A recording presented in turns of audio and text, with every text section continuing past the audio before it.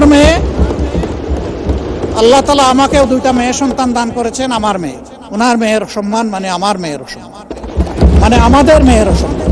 মাননীয় প্রধানমন্ত্রীর পরিবারকে জড়িয়ে যারা অশ্লীল আচরণ করেছে, উনি এখনো বিচার চান নাই, আমি তার পক্ষে তাদের বিচার চাই।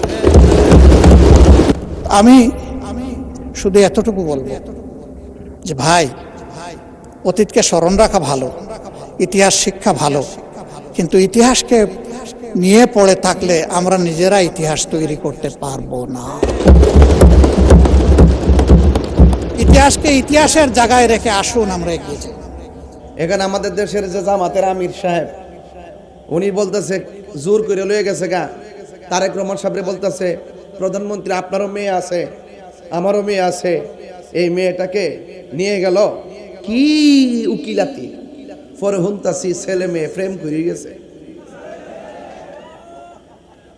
আর এখন যে 11 বছর মাইয়ার আছে, এত বড় ঘটনাটা ঘটাইলো, অন্তঃসত্ত্বা বানাইলো।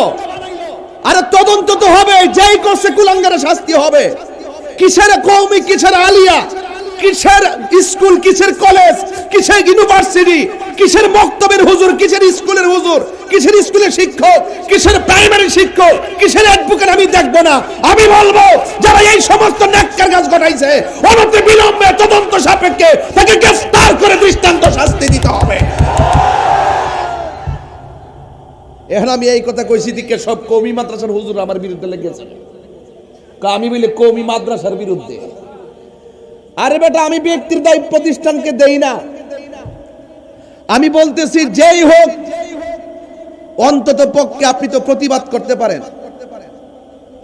এখন আমির সাহেব এই পর্যন্ত একটা কোনো প্রতিবাদ নাই, কোনো কথা নাই, কোনো বিবৃতি নাই।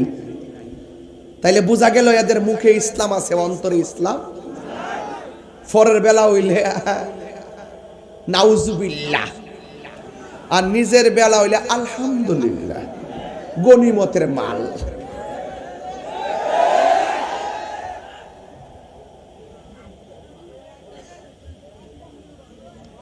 এই দুনিয়া থেকে চলে যাইতেইব। কিন্তু একটু ক্ষমতা পাইলে মনে করে যে দেশ পাইলিছে। আসলে যে এর চাইতে কত বড় বড় নেতা 3টা কাফন ভইরা কবর হত্যা রইছে, ঠিক নেই? এ কাফনের চিন্তা যে করে, হে নেতার চেয়ারের চিন্তা করে না। কথা কি সঠিক কইতাছি? এজন্য আমরা চেয়ারের পাগল না। আমাদের ইচ্ছা ছিল আশিকের রাসূল বানানো, মানুষদেরকে নবীর প্রেমিক বানানো। কথা কোন ঠিক না বেটি? তো একমাত্র এই বাংলাদেশের মধ্যে শান্তিপ্রিয় দল আহলে সুন্নাত ওয়াল জামাত। এরা মারামারি, কাটাকাটি, হানাহানি, রাহাজানি, বোমাবাজি এগুলো পছন্দ করে না। এই জন্য আলহামদুলিল্লাহ এই মামলা মোকদ্দমার সময়ও কেউ সাহস করে না অযথা একটা সুন্নিকে মামলা দিব, রাজনীতি টেক দিয়ে, এটা পারে না। আমার ব্যাপারে দিছে 3টা মামলা, এগুলো ওয়ারেন্ট, ওই যে মিথ্যা মামলা আর কি, কোনো কিছু ফানা তো এরপরে দিছে আর কি। আমি এলাম ঢাকা, ঘটনা ঘটছে বিজয়নগর, মামলা ঢুকে রাখছে, আমি নাকি আনো ছিলাম। তো এই অন্ধের দলের কখন শুভবুদ্ধির উদয় হবে আমি জানি না। তবে একটা কথা, যার কেউ নাই তার কে আছে। আমি যে কথা কই, আমি কি কাউরে ডরায় কথা কইছি? আমি আগে যেমন কথা কইছি এখনো এমনই কথা কই। আমি জানি সত্যের মৃত্যু নাই। হক কথা কইয়া যদি মই রোজ জায়গা, তাইলে মানুষের হৃদয়ে থাকবো। কথা কোন ঠিক না বেটি? তো এই জন্য আমি আপনাদেরকে অনুরোধ করে বলবো, টাকা পয়সা বড় কথা না, সবচেয়ে বড় সম্পদ হইল ঈমান। ইমামে আলী মুকাম ইমামে হুসাইন রাদিয়াল্লাহু তাআলা আনহু, তিনি জীবন দিছে কিন্তু ঈমান দিছে না, এবং বাতিলের ডরে ময়দান থেকে পলায়ন করে নাই। শুধু উনি না, ওনার সাথে যে 72 জন ছিল, এক রাত সময় দিছিল, তোমরা যাওগা, থাকলে মায়ের খাইবা। ইমামে আলী মুকাম রাদিয়াল্লাহু তাআলা আনহু সকালে উঠটা দেখে একটা মানুষও যায় নাই। জিগাইতেছে তোমরা গেলা না কেন? আপনি কেমনে ভাবলেন যে নবীর আউলাদকে মাটি রেখে আমরা চলে যাব? নবীর আউলাদ জীবন দিবে, আমরাও আউলাদ হিসেবে জীবন দিব। তাহলে আমরা তো সেই ইমাম হুসাইন রাদিয়াল্লাহু তাআলার উত্তরসূরি। আমরা ইয়াজিদের দলে না, আমরা আহলে বায়তের দলে। কথা বলেন ঠিক না বেঠিক? এই জন্য ইয়াজিদ বাহিনীর রক্ত যেই দিক দেয়া গেছে, এরা ইয়াজিদের নামের পরে রহমাতুল্লাহ আলাইহি শব্দ ব্যবহার করে। নাউজুবিল্লাহ জোরে কইতেন না? আর ইমাম হুসাইন রাদিয়াল্লাহু তাআলার প্রেমের সম্পর্ক নসল যে দিক দিয়ে গেছে, তারা ইমামে আলী মুকামের আদর্শে অনুপ্রাণিত হয়েছে। এই জন্য এই যে সুন্নি মাহফিল দেন, এই মাহফিলগুলো দেওয়ার মূল উদ্দেশ্য হলো ইমান তাজা করা। কারণ আল্লাহ মানা নবী মানা নয়, নবী মানলেই আল্লাহ মানা হয়। কথা কি সঠিক কইতাছি না ভুল কইতাছি? কারণ আল্লাহ যে একজন আছে হিন্দুরাও জানে, খ্রিস্টানরাও জানে, এবং আল্লাহ যে একজন আছে এটা অনেকে মানেও। এরপরও বেঈমান কেন? আমার নবীরে মানে না। নবীরে না মানার কারণে আল্লাহ আল্লাহ জিকিরে কোনো দাম নাই। যেই যুগে নবী আসছে ওই যুগের উম্মত ওই নবীকে মানা ফরজ। এটা আল্লাহর হুকুম। এটা কার হুকুম? তো আল্লাহর হুকুম অমান্য করে আল্লাহকে পাওয়া যায় না। এই জন্য আপনারা যারা এখানে এসেছেন, বিশেষ করে তরুণ যারা আছো, তোমাদেরকে একটা কথা বইলা দেয়া যায়, যে ডাক মারে হেড ডাকে দূর মাইরো না। কারণ আমাদের এই কিশোর বয়সের পোলা পান্ডিত মাথাটারে নষ্ট করবার লাগিয়া বহুত ষড়যন্ত্র চলতেছে। এতদিন কইছে কুটা না মেধা, এখন দেখতেছি যে মাইগ্রো যারা নেতাগিরি করছে হের ওই দায়িত্বে গেছে, আর সাধারণ ফুলাপান জিডি আছে এটির মাঠের মধ্যে বেকার ঘোরাফেরা করতেছে। তাইলে তোমাদের কাজ হইলো পড়ার টেবিলে। কোথায়? পড়ার টেবিলে। একদিন প্রতিষ্ঠিত হও, যোগ্যতার ভিত্তিতেই মানুষের দায়িত্ব হাতে নাও। কথা বলেন ঠিক না বেঠিক? সারা জীবন কইছে দিল্লি না ঢাকা, দিল্লি না ঢাকা। অনহুনতাছি সুৎকুরি ইউনুস, সে দেশ আমেরিকার কাছে চুক্তি দিছে, এমন চুক্তি করছে বাংলাদেশের বরাক বাস দোহাই দিছে। অহন আর কনা ঢাকা প্রেমিকরা দিল্লি না আর ঢাকা না ওয়াশিংটন, এখন আর কনা, এখন তো চেয়ার ফাইলেছে। আগে মৌলবীরা মাঠ গরম করে লইছে, এখন কিন্তু আর কোনো কথা কনা, কারণ চেয়ার ফাইলাইছে। বোঝা গেলে এতদিন ইসলাম ব্যবহার করছে খালি চেয়ারের লাগিয়া। কথা কন ঠিক না বেঠিক? কথা কন না, আমি ঘুমাইতে নেই।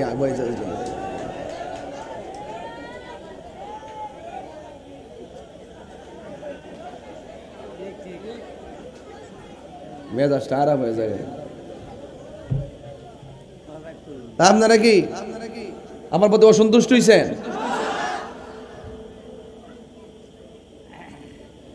এখন চীন থেকে কিছু আনতে গেলে আমেরিকার অনুমতি লাগবে,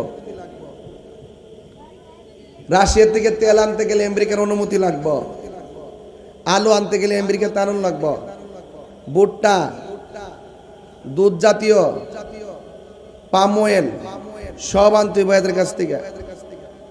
এবং আগে যেইভাবে চীন থেকে আমরা আমাদের দেশের চাহিদা অনুযায়ী আনছি, এখন আনন্দ যেত না। এমন ভাবে চুক্তি করছে, বিশ্বের একজন উপদেষ্টা বলতেছে, বিশ্বের অনেক দেশ তো চুক্তি করছে, আমরা করলে অসুবিধা কি? আরে বেটা, অন্য দেশের আর্থিক অবস্থা আমার দেশের অবস্থা কি এক? ওই আব্বার কাছে সিগনেচার দিয়ে ওই আইছে, বুঝছেন না ব্যাপারটা? আব্বার মন রক্ষা না করলে তো আর ক্ষমতা তখন যাইতো না। এই মৌলবীডি সারা জীবন বাইরে কইছে খেলাফত খেলাফত, এখন সংসদে গেছে 2.5 মাস হইছে, এই পর্যন্ত ধর্মের কথা একটু কইছে না। দেশের কত কোনা, ধর্মের কত কোনা। ওই দিনে এক মাইয়া এক ছেলে লয়ে গেছে গা, এক মাইয়া এক ছেলে লয়ে গেছে গা। এখানে আমাদের দেশের যে জামাতের আমির সাহেব, উনি বলতেছে জোর করে লয়ে গেছে গা। তারেক রহমান সাহেব বলতেছে, প্রধানমন্ত্রী আপনারও মেয়ে আছে, আমারও মেয়ে আছে, এই মেয়েটাকে নিয়ে গেল কি উকিলাতি, পরে হুনতাছি ছেলে মেয়ে প্রেম করে গেছে। আর এখন যে 11 বছর মাইয়ার আছে এত বড় ঘটনাটা ঘটাইল, অন্তঃসত্ত্বা বানাইলো, আর তদন্ত তো হবে, যেই করছে কুলাঙ্গারে শাস্তি হবে। কিসের কওমি, কিসের আলিয়া, কিসের স্কুল, কিসের কলেজ, কিসের ইউনিভার্সিটি, কিসের মক্তবের হুজুর, কিসের স্কুলের হুজুর, কিসের স্কুলের শিক্ষক, কিসের প্রাইমারি শিক্ষক, কিসের অ্যাডভোকেট আমি দেখব না। আমি বলবো যারা এই সমস্ত নেককার কাজ ঘটাইছে অনতি বিলম্বে তদন্ত সাপেক্ষে তাকে গ্রেফতার করে দৃষ্টান্ত শাস্তি দিতে হবে। এখন আমি এই কথা কইছি দিকে সব কওমি মাদ্রাসার হুজুর আমার বিরুদ্ধে লেগেছে, আমি বলি কওমি মাদ্রাসার বিরুদ্ধে। আরে বেটা, আমি ব্যক্তির দায়ী প্রতিষ্ঠানকে দেই না। আমি বলতেছি যেই হোক, অন্তত পক্ষে আপনি তো প্রতিবাদ করতে পারেন। এখন আমির সাহেব এই পর্যন্ত একটা কোনো প্রতিবাদ নাই, কোনো কথা নাই, কোনো বিবৃতি নাই। তাইলে বোঝা গেল এদের মুখে ইসলাম আছে, অন্তরে ইসলাম। ফরের বেলা হইলে নাউজুবিল্লাহ, আর নিজের বেলা হইলে আলহামদুলিল্লাহ, গনিমতের মাল।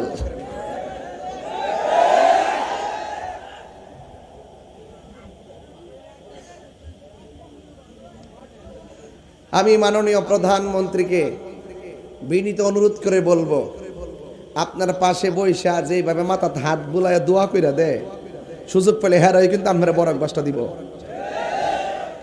আপনি আপন পর চিনেন, আপন পর চিন না চললেন। যে ব্যক্তি আপনার মাথাতে হাত বুলাইছে এই ব্যক্তি কইতাছে নবীর আব্বা আম্মা বলে জাহান্নামী ছিল। আবার কি কয় জানেননি? আবার কয় যে এই দেশে যত উঁচু কবর আছে, শাহজালালের কবর, শাহপরানের কবর, সব লাইতে ভেঙে গেল। তো এই মানুষটা যদি প্রধানমন্ত্রী মাথার উপরে হাত বলে দোয়া করে, তাহলে ডাল মে কুছ কালা হে না। এই জন্য আমি সতর্ক করছি, আমি সব হুজুরের বিরুদ্ধে না, সব মাদ্রাসার বিরুদ্ধে না, আমি প্রতিষ্ঠানের বিরুদ্ধে না। আমি বলছি অপরাধী যেই হোক তার শাস্তি হইতে হইব। কতক্ষণ ঠিক না বেটি? এই দেশে ইসলাম আনছে কারা? কথা কন, সব ওলি না কইলাম? ওলি ওলি ওলি জিন্দা ওলি আছে দেশ, যারা নির্বাচন আগে জান্নাতের টিকিট বেচছিল।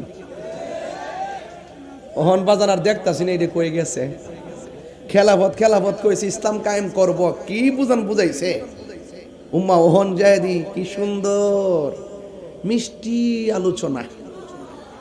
জনগণের কোটি কোটি টাকা সংসদ নষ্ট হইতাছে, দেশের এত বড় ক্রাইসিস মুভমেন্ট, মব ভায়োলেন্স, মারামারি, কাটাকাটি, তেলের সংকট, গ্যাসের সংকট, কারেন্টের কত সমস্যা, এইগুলো নিয়ে কোনো আলোচনা নাই। শ্বশুর বাড়ির গল্প, এখন কইন্য কেউ নাই, তবে তাহিরি আছে। সুন্নি জনতা আগে খানকায় ছিল, এখন আর আমরা খানকায় নাই, এখন আমরা রাজপথে আছি। কথা বলেন ঠিক না বেটে? এই দেশ একমাত্র সুন্নিদের কাছে নিরাপদ, ঠিক না বেটে? এজন্য আপনাদের সকলকে সতর্ক থাকতে হবে। আমি যে এই কথাগুলো বলছি আপনারা মাইন্ড করেন না, আবার কোয়েন না যে দায় রাজনীতি দেওয়া শুরু করছে। আপনারা কি মনে করেন যে আমি ফেল করছিলাম? জয় মোমবাতি।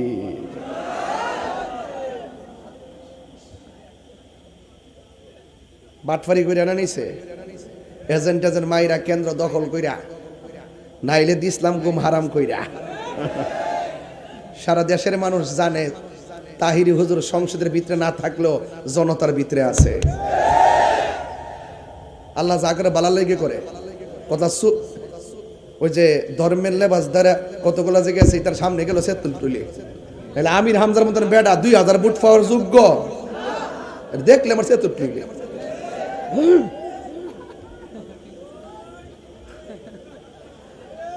মোটামুটি কেমন দিতাছি?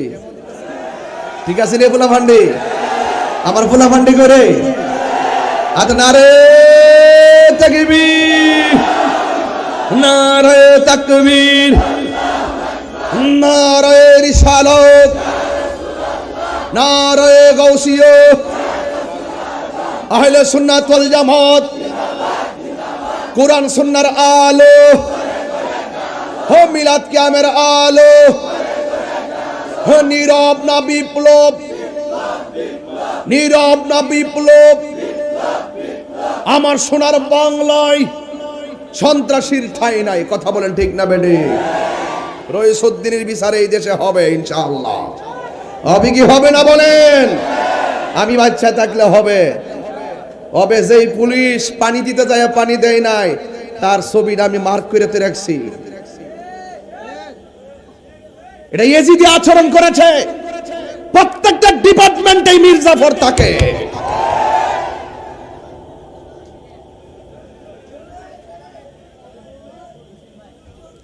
বলুন এই দেশে ইসলাম আনছে কারা? একবার পূর্বাঞ্চলে শুধুমাত্র মাজার। পূর্বাঞ্চলে কি মাজার? আমরা উত্তরবঙ্গে নাই, হইব কেমনে? এই পূর্বাঞ্চলে তো আইছে বাবা।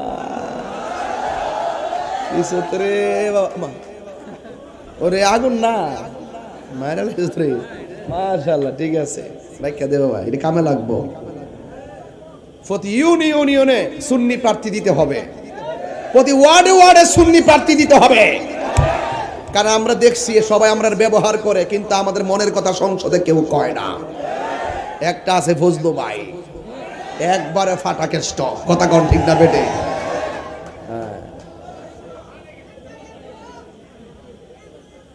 কি রে কথা কইতাছি, ফুলাফান্ডির মনটা ঠিক করবার লাগে। এরা সারাদিন কষ্ট করছে, এর লাগে এরা শরীরটার একটা ভাবে আনতে আসি আর কি, কথা কোন ঠিক না বেটে? এবার আওয়াজ করে বলুন ইজ্জতের মালিককে। একবার এদিকে তো মাজার কেন, কতরিকা পন্থী কেন? আরে বেটা, উত্তরবঙ্গের চাইতে দক্ষিণবঙ্গের চাইতে সবচেয়ে বেশি ওলি আল্লাহ এই অঞ্চলে। 360 আউলিয়া বাবা শাহজালাল এই অঞ্চলে, কল্লা শহীদ রহমতুল্লাহ এই অঞ্চলে, খাজা গরিবে নামাজ আমাদের ভারতবর্ষে। কথা বলেন ঠিক না বেঠে? তাহলে এই বাংলাদেশের মানুষ তরিকা পন্থী হবে নাকি আমেরিকা হইব? তোমার আব্বা হইব? আমেরিকা যার বন্ধু হয় তার শত্রু লাগে না। এই দেশটার ভিতরে একটা গৃহযুদ্ধের দিকে ধাবিত হচ্ছে একমাত্র উগ্রতার কারণে। কথা বলেন ঠিক না বেঠে? বাবা হযরতে হযরতে হযরতে খাজা গরিবে নওয়াজ তিনি দুইটা অস্ত্র নিয়ে আসছিলেন এই দেশে। একটা অস্ত্রের নাম হলো কোরআন, আরেকটা অস্ত্রের নাম হলো সুন্নাহ।